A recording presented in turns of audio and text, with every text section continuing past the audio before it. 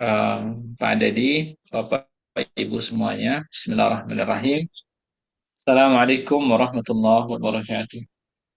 Bismillah, alhamdulillah, wassalatu wassalamu ala rasulillah wa ala alihi wa ashabihi wa mawala.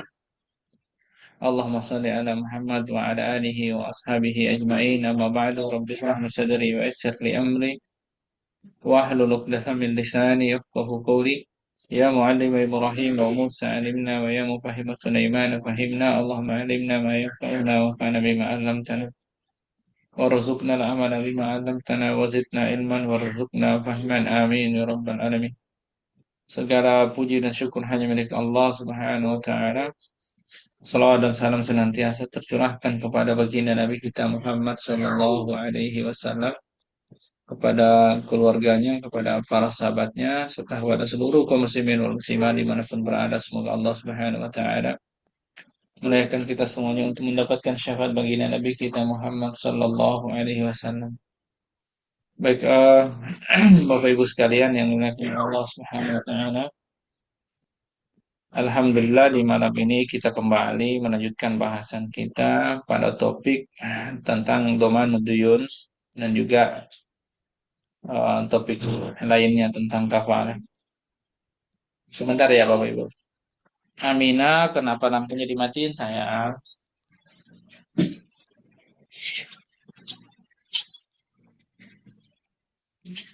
Dia matiin lampu ya. Baik. Nah, Aku maunya aduh, abi ngisi ya. ayo, aku mau. Udah, ya Allah. Nggak boleh gitu dong. Sini, ya. Kamu kesini ya. Baik, qala al-mu'allif rahimahullah. Nafa'ana Allahu bihi wa bi ulumihi wa ulumi masyayikhina wa asatizatina fid dharaini amin.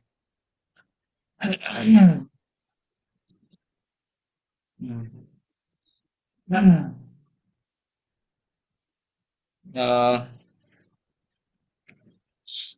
Faslun wa yasihu dhamanu duyun al-mustaqirrati fi dhimmati idza ulima qadruha. Jadi di sini Syekh Abi Subya rahimahullah mengatakan jaminan, memberikan penjaminan terhadap utang yang sudah mustaqir dalam tanggungan P5, sudah pasti tidak berubah ya, menjadi tanggung dalam tanggungan idza ulima qadruha. Kalau besarannya sudah diketahui, maka itu sah-sah saja. Ada orang berhutang, lalu kemudian mungkin dia belum mampu untuk menanggung membayar hutangnya. Atau misalnya memang eh, dia pengen atau dia mampu tapi mungkin belum cepat sehingga kemudian ada orang lain yang menanggung atau apapun lah alasannya. Maka kalau orang berhutang lalu kemudian ada yang mau menjamin, ya, menjamin ini ya, itu ya tujuannya adalah backup.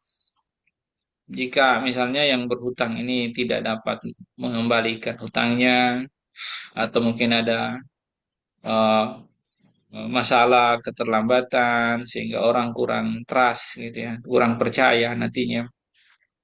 Ya, biasanya sih persoalan trust sih, ya. Mau mengutangi tapi minta penjamin gitu misalnya. Nah, maka dalam konteks yang seperti ini bisa saja seseorang itu lalu mencari penjamin. Nah, jadi sah-sah saja menjamin hutang orang lain.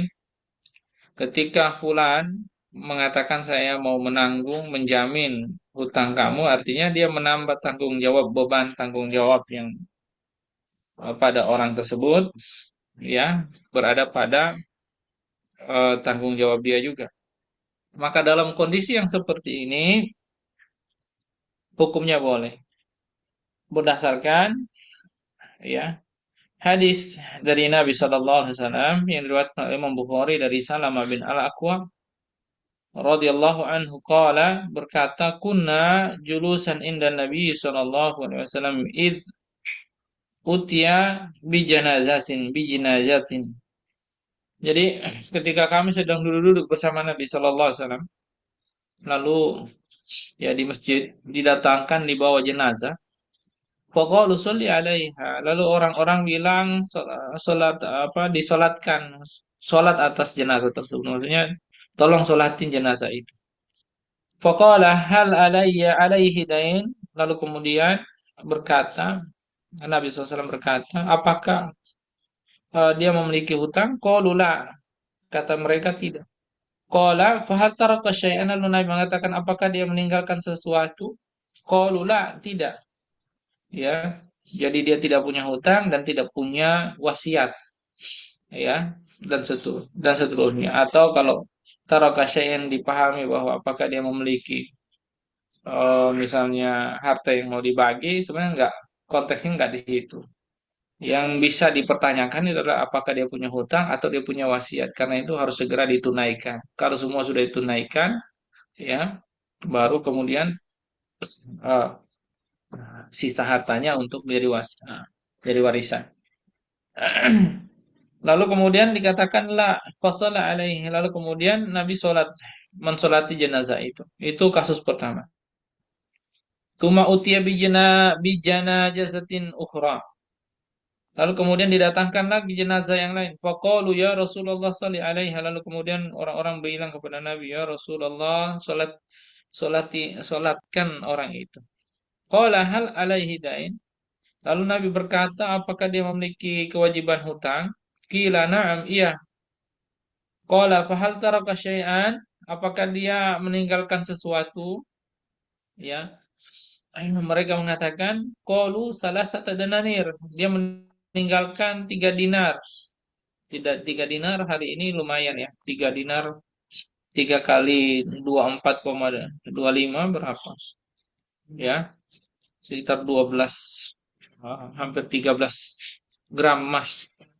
Ya, kalau 13 gram emas hari ini 1 gram berapa juta ya hari ini? 3 juta.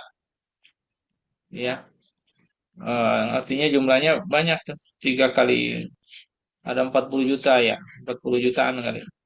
3 kali 12 ya, banyak ya. Ya, 40 jutaan. Nah, dia meninggalkan 3 dinar. Fasol alaihi, lalu kemudian Nabi mensolatinya. Summa utiya bisa risa. Lalu kemudian didatangkan nih yang ketiga, jenazah yang ketiga. Faqulu sholli alaihi. Lalu orang-orang bilang, solatilah dia. Ya, ya Rasulullah. Qala hal taraka syai'an? Apakah dia meninggalkan sesuatu? Qalu la. Dia tidak meninggalkan apa-apa. Qalu fahal alaihi dain? Apakah dia memiliki tanggungan hutang? Qalu salasata dinir. Oh, ternyata dia punya hutang 3 dinar. Qala sallu alaihi ala sahibikum. Nah, Nabi SAW tidak mensolatkan orang itu. Tapi Nabi memerintahkan kepada orang-orang kaum muslimin untuk mensolatinya. Ya. Lalu kemudian sebelum saya lanjutkan, ini menunjukkan para ulama menunjukkan bahwa ya Nabi ingin memberikan pelajaran kepada kita orang yang meninggalkan hutang saat dia wafat belum dibayarkan itu adalah persoalan berat. Ya, persoalan berat. Itu kalau dalam hadis dikatakan dia tergadai atas hutang. Orang itu tergadai. Artinya sekalipun dia amal solehnya bagus, amalnya bagus, akidah imannya bagus, kalau punya hutang maka itu masih belum bisa menjadikan dia masuk ke dalam surga hingga kemudian harus dia membayar hutangnya, harus melunasi hutangnya, tergadai. Oleh karenanya, ya, itu persoalan berat. Nabi ingin ajarkan, karena itu persoalan berat harus segera diselesaikan. Nabi tidak mensolati orang tersebut, bukan berarti tidak boleh disolatkan.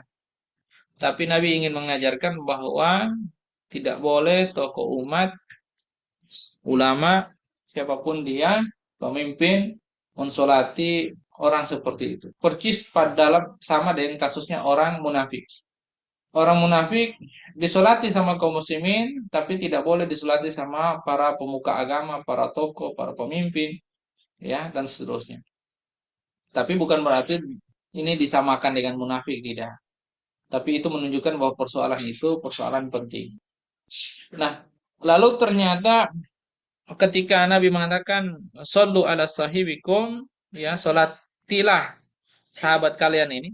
Qala Abu Qatadah radhiyallahu anhu, Abu Qatadah, ya, seorang sahabi bilang, "Shalli alaihi ya Rasulullah wa alayya dainuh." Ya Rasulullah, salatilah jenazahnya. Nanti saya yang nanggung hutangnya. Fasolala. Lalu Nabi kemudian mensolati jenazah tersebut. Nah, dalam konteks yang seperti itu, Nabi, ya, eh, Nabi sudah menerima untuk mensolati jenazah tersebut karena sudah ada yang menanggung. Dalam hal ini adalah Abu Qatadah. Dia mau membayarkan. Jadi membayarkan hutang orang yang meninggal itu tidak harus keluarganya. Ya, siapapun bisa. Justru itu adalah amal soleh. Orang berlomba untuk melakukan amal soleh di situ. Amal soleh yang luar biasa. Sama juga ketika ada kasus kisos, orang harus bayar diat misalnya. Ya, ketika tidak jadi kisos, dia dibayar bayar diat, ini juga sama. Ya, orang juga bisa jadikan itu sebagai ladang amal soleh untuk berlomba membayarkan diat. Ya, orang yang kena kisos atau orang yang ya harusnya bayar orang yang harus membayar diat. Nah, lalu kemudian eh, setelah Nabi mensolatkan, ya, ini menunjukkan bahwa eh, sah, ya, orang yang menanggung hutang orang lain, menanggung hutang orang lain eh, berdasarkan nas tersebut.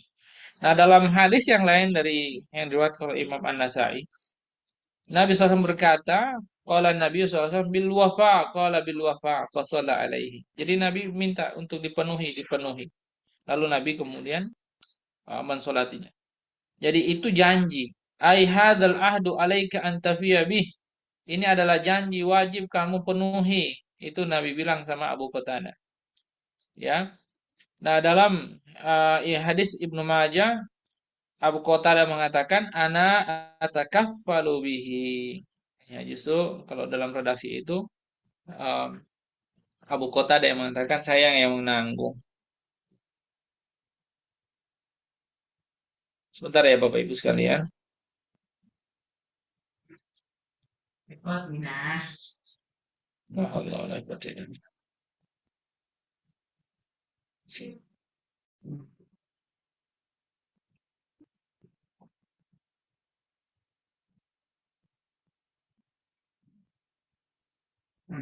Ya.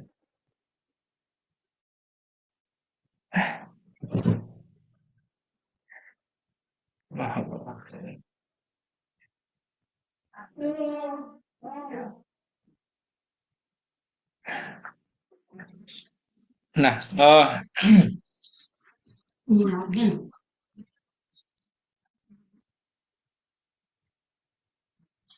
baik. Hadis tadi menunjukkan bahwa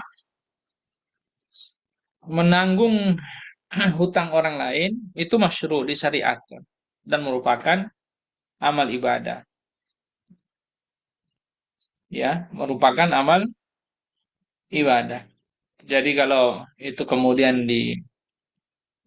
dilestarikan, ya, ada nasnya, ada usulnya gitu. Lalu kemudian di sini wali sahibil haqqi mutalabatu man syaa minad dhamin wal madmun anhu.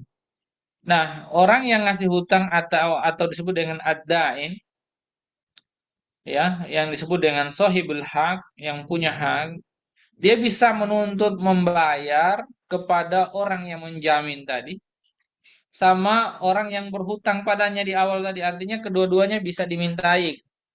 Karena kan yang namanya domin itu al-wafa, ya. Dia janji yang harus ditepati, harus dia bayar. Artinya dalam konteks adanya penjamin, maka orang yang ngasih hutang dia bisa menuntut kepada orang yang berhutang atau yang menjamin. Yang duluan mana yang bayar atau mereka berdua sama-sama mau bayar. Yang penting dengan angka hutang yang sudah eh, yang yang mereka hutangi, ya. Dan ini si apa yang ini nih yang ngutangin ini bisa menuntut kepada keduanya termasuk pada penjamin itu idakan domanu alama bayana. Itu kalau misalnya pedoman dimaksud itu seperti apa yang kami telah jelaskan. Artinya, kalau kalau si domin ini dia mau menjadi penjamin ini atas izin daripada al-madmun anhu, ya. Saya menjadi penjamin pada seseorang yang berhutang. Kalau saya suka rela membayarnya, saya nanti nggak bisa nuntut. Tapi kalau saya membayarnya ini setelah izin dari orang yang saya jamin, ya, saya saat berakad saya mau jadi penjamin, saya izin dia atas izin dia, dan saat saya bayar kepada yang ngutangin atas izin dia, maka saya berhak untuk menagih, ya, punya hak untuk menagih kepada orang yang saya jamin tadi. Jadi intinya penjamin ini ada yang memang dia sudah tabarruk sifatnya untuk ngebantu doang. Ada yang memang mau ngutangin aja. Saya menjamin tapi sifatnya hutang gitu. Saya bayarkan dulu misalnya. Nanti saya nagih sama dia. Nah, ada dua model seperti itu. Nah, wa idza gorima. Ini kasusnya. Bagaimana kalau terjadi dia gorima? Wa idza gorima domin roja madmun anhu. Nah, kalau dia jatuh miskin, berhutang, ya, artinya misalnya saya ngejamin mau bayarkan hutang dia, tapi ternyata saya punya hutang atau saya berhutang untuk melakukan hal itu. Jadi saya kan jadi gorim namanya, gorim. Nah, saya nyari uang di mana untuk bayarnya, untuk bayar hutang saya misalnya. Maka boleh, ya, saya boleh menuntut, minta kepada orang yang saya jamin tadi. Tapi syaratnya adalah tadi saat saya menjadi penjamin dan saat saya membayarkan jaminan tersebut, semuanya harus izin sama orang yang saya jamin. Kalau tanpa sepengetahuan dia, tanpa izin dia, saya tidak punya hak sebagai penjamin menuntut. Bukan saya sudah jamin kamu, saya sudah bayarkan.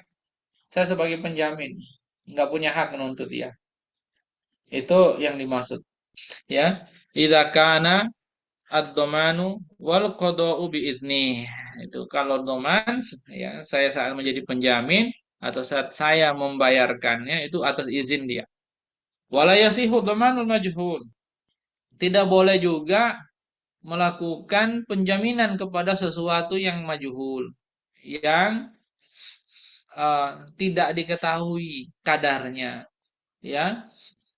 Tidak diketahui ini, misalnya fulan mengatakan misalnya fulan A mengatakan kepada fulan B, fulan A adalah penjamin fulan B yang utang kepada fulan C, kepada pihak C. Pihak A ini bilang sebagai penjamin, ya, berapapun wahai pihak B, berapapun yang kamu hutangi saya yang akan menjadi penjaminnya. Berapapun.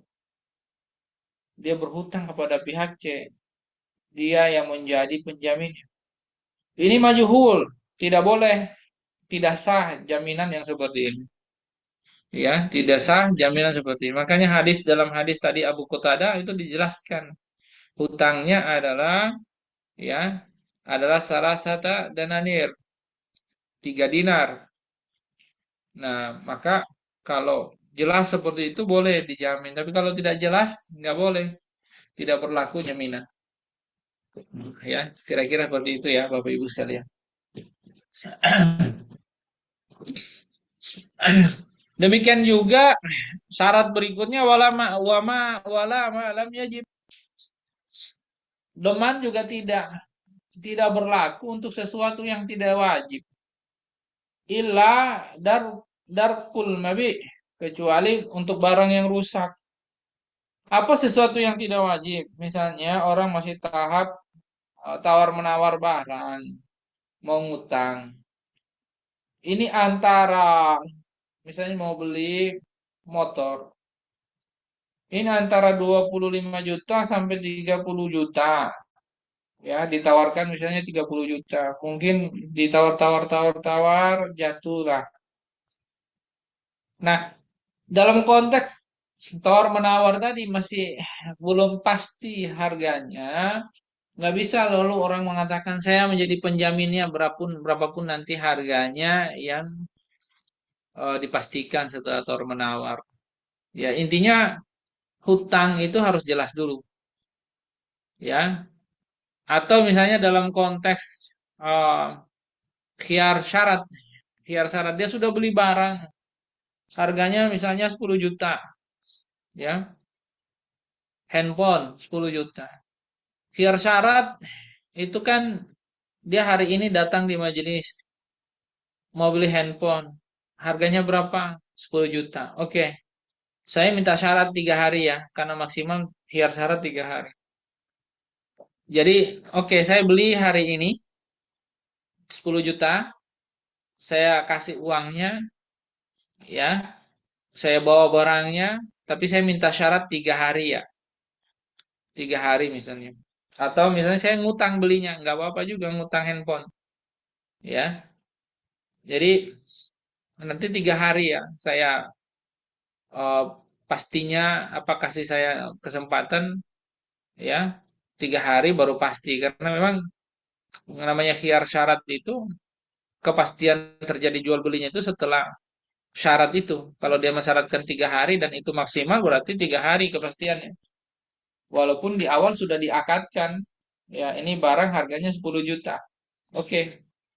Tetapi karena itu belum wajib, bisa saja dikembalikan, hari ketiganya dikembalikan.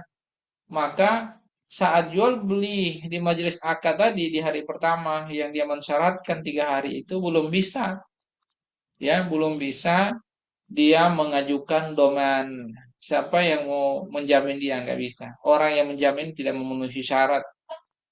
Akad jual beli itu belum bisa memenuhi syarat dan tidak bisa memenuhi syarat untuk adanya penjaminan seperti itu. Sampai sini semoga dipahami. Nah, kecuali barang rusak, kita eh, apa ya nyewa sesuatu, barangnya rusak, ya kita harus harus mengganti. Nah, dalam konteks yang seperti itu, kita nggak tahu tuh, kita pakai mobil, sewa mobil misalnya. Ya kalau ada kerusakan, apalagi yang karena disengajain, apalagi ya kerusakan besar, ya pasti akan dituntut. Ya, nah dalam konteks seperti itu, mungkin kita nggak punya uang, kita ada yang menjamin, ya nggak punya uang cash segera, ada yang menjamin, ya udah, ya kan belum ada ketahuan itu nanti barangnya rusaknya gimana, berapa jumlahnya. Nah, dalam konteks seperti itu boleh. Kalau ila dar kalmawi, ya, itu memungkinkan eh apa namanya eh adanya penjamin, ya,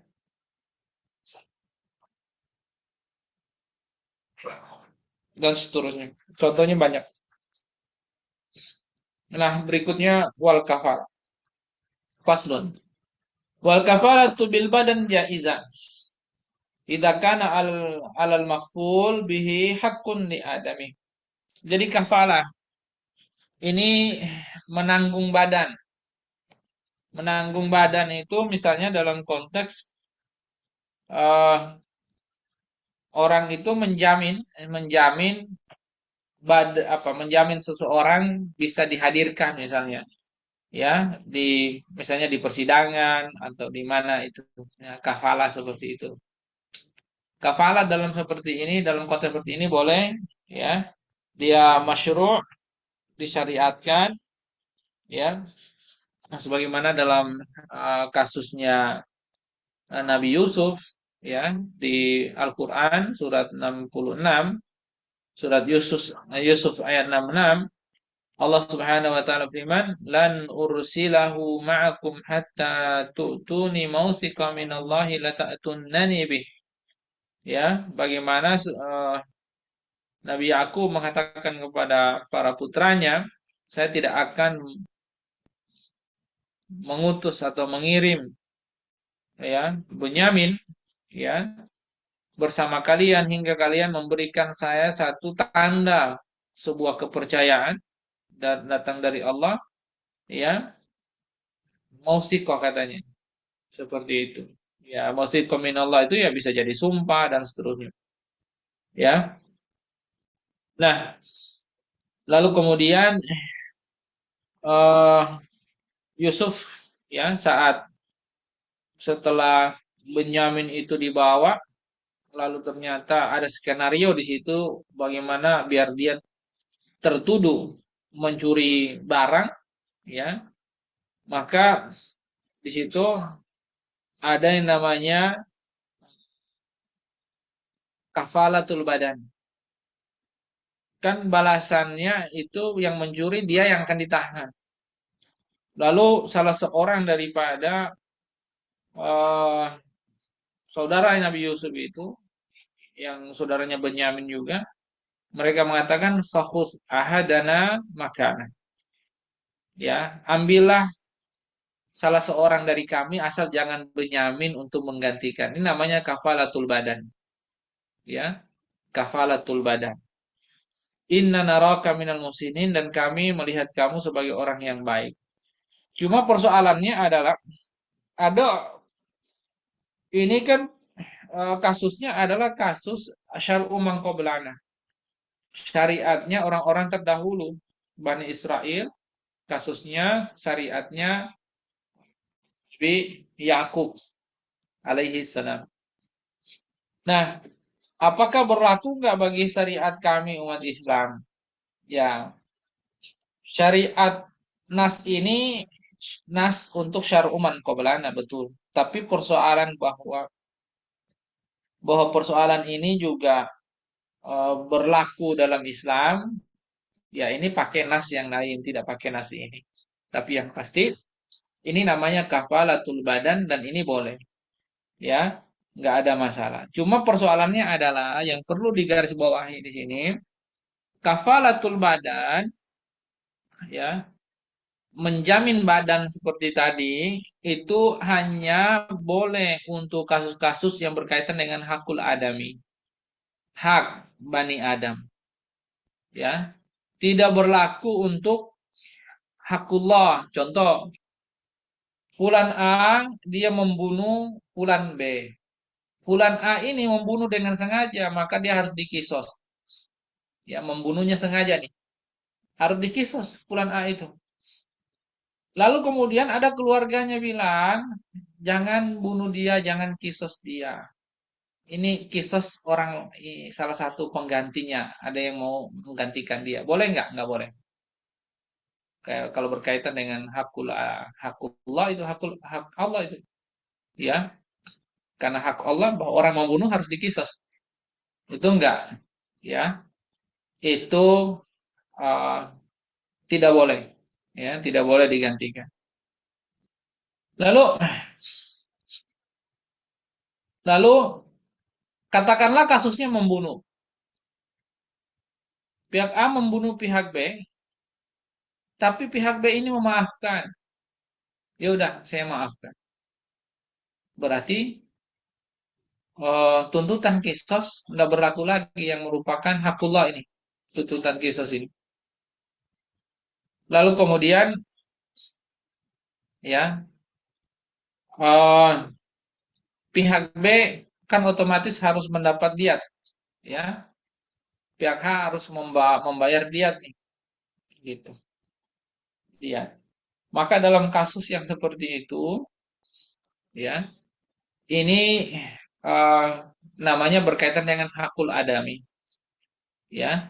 Tetapi persoalannya, tetapi persoalannya persoalannya dalam konteks ini kaitannya dengan harta. Kaitannya dengan harta. Sementara yang kita bahas adalah kafalatul badan. Ya, yang kita bahas adalah kafalatul badan. Mungkin kita ambil contoh misalnya ya kasus apa ya? Kasus em, kafalatul badan ya.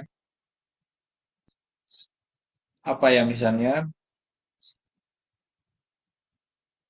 Karena kebanyakan kalau contoh-contoh syariatnya itu semua berkaitan dengan hakullah. Misalnya minum khamar, dicambuk 40 kali itu hududnya. Nah, itu nggak bisa orang menggantikan dia itu nggak bisa. Karena ketetapan kaitan dengan 40 itu adalah hakullah itu bukan hakul adami. Tapi kalau misalnya hakul adami, ya misalnya ya udah. Kalau bicara hakul adami, dia mencuri, ya kan? Kalau mencuri kan dipotong tangannya kalau sudah sampai nisab, ya. Nah, itu hakullah itu. Tapi barang curian itu harus dia kembalikan. Itu hakul adami. Ya, itu hakul adami. Dalam konteks kafalatul badan, ya, kafalatul badan di sini tidak berlaku kecuali mungkin hukum kasusnya mukhalafah ya. Kasusnya mukhalafah misalnya orang ya orang contoh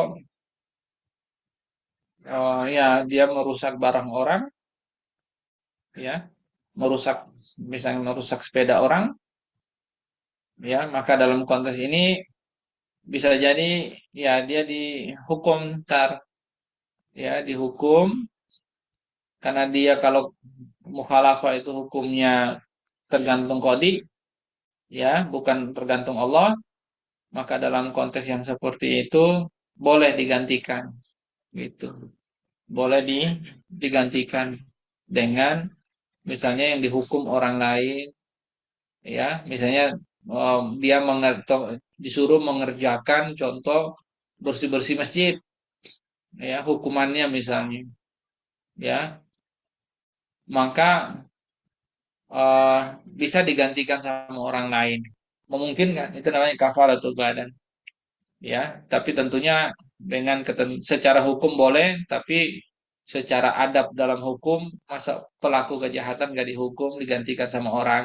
Nah, sebenarnya banyak kasus yang eh, bisa diterapkan memungkinkan kafalatul badan itu misalnya dalam konteks memang nggak mungkin orang itu dihukum di waktu itu orangnya lagi di mana atau lagi sedang apa misalnya bisa saja ya. Nah, ini kaitannya dengan kafalatul badan, hukumnya boleh tapi yang pasti kebolehan itu untuk yang dijamin itu kaitannya dengan hak-hak adami bukan hakullah. Kalau hakullah ya tidak bisa ya, tidak bisa untuk eh, apa untuk digantikan ya, di kafalah dijamin seperti itu. Wallahu a'lam bishawab. Baik, Bapak Ibu sekalian, eh itu dua topik ya yang kita sudah selesaikan penjelasannya di kesempatan kali ini. Yang berikut ini adalah penjelasan tentang syirka. Karena syirka ini pada hakikatnya cukup banyak. Kalau di kitab ini sebenarnya tidak begitu banyak karena syirka yang dimaksud sini kayaknya kasusnya mudoroba aja ini. ya. Sebenarnya nanti ada mudharabah sendiri nanti di bagian belakang. Tapi di sini sangat sedikit sirka, sementara nanti saya coba bahas sirka yang agak lebih lebih banyak dikit, dan itu nampaknya waktunya agak agak kurang, tidak banyak kalau bahas di sini. Jadi ini saya tunda. Setelah kita bahas di kesempatan berikutnya, khusus untuk bahas masalah sirka. Kalau ada yang mau bertanya, silakan Bapak Ibu sekalian. Pada Pak Dedi saya kembalikan. Ya, baik Bapak Ibu, Ya. jika ada yang mau ditanya atau bertanya, silakan Bapak Ibu. Terima kasih.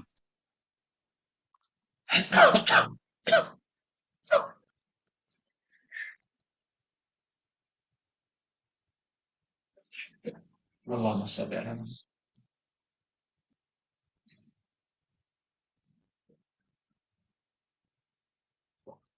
Ya, silakan Bapak Kalau Ibu, nggak ada, masih ada waktu 15 menit lagi. Silakan Bapak Ibu. Sepertinya belum ada, Mas Dedi. Baik Pak Saiful. Ustaz, mungkin cukup ya Ustaz ya. ya Ya, cukupkan aja kali ya. Saya Baik. sebenarnya agak eh, pilek ini, kurang stabil juga, agak demam dikit. baik. Baik-baik saat belum masih pemulihan ya Ustaz. Alhamdulillahirrahmanirrahim, kita telah menyimak Iya ini. materi yang sangat bermanfaat pada malam hari ini. Terima kasih kepada Ustadz Yusuf atas ilmu dan pembekalan yang diberikan. Kami juga mengucapkan terima kasih kepada seluruh Bapak Ibu BMI Circle yang telah mengikuti kegiatan di malam hari ini dengan penuh uh, tertib dan penuh perhatian. Semoga kegiatan di malam ini menjadi menambah pengetahuan dan ilmu serta kebermanfaatan bagi kita semua. Marilah sama-sama kita tutup agenda atau kegiatan malam ini dengan membaca hamdalah dan doa kafaratul majlis. Astagfirullah. Alhamdulillahirabbil alamin. Alhamdulillah. Subhanakallahumma rabbana wa bihamdika Subhanakallahumma asyhadu wa bihamdika asyhadu an la ilaha illa anta astaghfiruka wa Assalamualaikum atubu ilaik. warahmatullahi wabarakatuh. Terima kasih Bapak Ibu sekalian. Waalaikumsalam Sampai ketemu Terima warahmatullahi kembali di kasih pekan berikutnya. Ustaz. Terima Ya. kasih Bapak Ibu. Terima kasih Ustadz. Semoga Ya, lekas izin dulu sehat ya. kembali Ya, Ustadz. Ya, amin amin selamat amin. Nah, beristirahat. syukran syukran syukran. Terima kasih. Mas Dedi, terima Saya kasih. izin ini ya. Terima kasih Pak Saiful Ustaz. Nah, ya. Terima kasih. Assalamualaikum. Waalaikumsalam.